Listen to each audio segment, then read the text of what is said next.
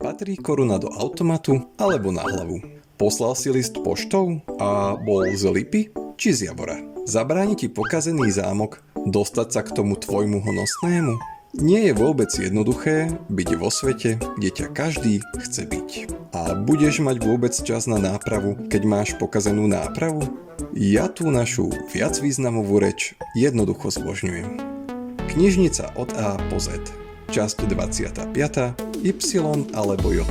Ako ťa čítanie kultivuje. Podstatné zmeny v živote sa dejú pomaly. Tížko, nebadane. A zrazu zistíš, že si sa metaforicky prebojoval o level vyššie. Jedným z takýchto nenápadných našepkávačov sú práve tvoji knižní priatelia.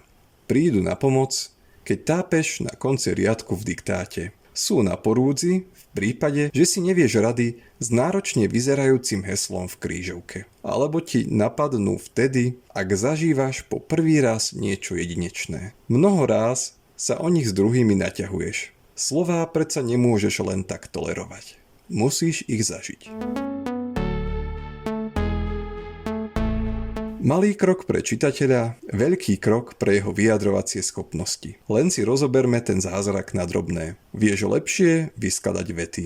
Do svojho mozgového skladu si nazbieraš kopu výrazov, ktoré následne spotrebuješ v správnych situáciách. Ani si neuvedomíš a zrazu máš kopu pomyselných externých harddiskov nepretržite k dispozícii. Začneš sa na veci pozerať z iného pohľadu. Spoznáš, čo je dôležité, i to, čo môžeš bez újmy preskočiť. A svet sa nezrúti. Od obrázkov sa dostávaš k písmenkám, od veršov k odsekom a kapitolám, od minút k hodinám.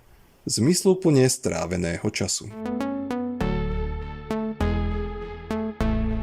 To, že má čítanie výrazný vplyv na tvoj vývoj, netvrdia len zarytí knihomoli, ale aj vedci. Deti, s ktorými si rodičia sadajú ku knihe, podľa nich nadobúdajú zreteľnú výhodu v porovnaní s tými, čo nášmu obľúbenému zvyku neholdujú. Tak, ako šport udrží tvoje telo v kondičke a hudba ťa nabije energiou, skús pre zmenu občas siahnuť aj po nenápadnom kamošovi na 5 písmen. Alebo po diele, publikácii, bichli, monografii. Ako dobre, že mi ten hard disk funguje bez problémov. Dobre, čiže žiadne hrúbky. Chyby si predsa môžeme, no nie môžeme dovoliť. Síce od toho nezávisí náš život, ale malo by nám na tom záležať. A hľa, ako dobre sa dá spojiť zábava a vzdelávanie. V tom sme sa ti snažili pomôcť prostredníctvom nášho podcastu Knižnica od A po Z, s ktorým sa v budúcej časti rozlúčime. Všetky predošlé časti však pohodlne nájdeš na Spotify, na Podmaze či na našom knižničnom YouTube kanáli.